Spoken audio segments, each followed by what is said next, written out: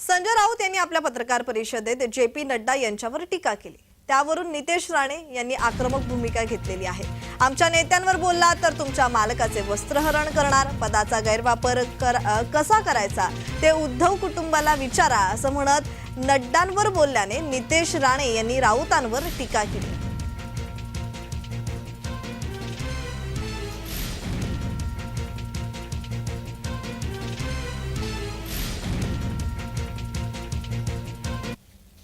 राडोचं घड्याळ वापरू नका। 100% भारतीय जनता पक्षाच्या नेत्यांच्या हातामध्ये महागडी घड्याळ आहेत। 90% भारतीय जनता पक्षाचे कार्यकर्ते आणि नेते परदेशी गाड्यांतून फिरतात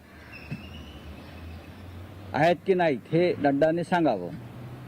नरेंद्र मोदींच्या खिशाला जो पेन आहे त्याची किंमत 25 लाख रुपये आहे। मोदींच्या हातातल्या घड्याळाची किंमत काढा। मोदींचा सूट 10 ते 15 लाखाचा। हिंदू कुटुंबाने त्यांनी केलेल्या अनधिकृत अतिक्रमणावर प्रश्न उचलला, आवाज उचलला। जी सरकारी जमीन आहे, सरकारी जमीनवर अनधिकृत पद्धतीने मजार बांधला जात होता, त्याच्यावर या हिंदू कुटुंबाने आवाज उचलला म्हणून त्यांच्या घरात घुसून मारलं। आता ह्यावर आम्ही संध्याकाळी 5 वाजता त्या पीडित कुटुंबाला भेटायला जातोय।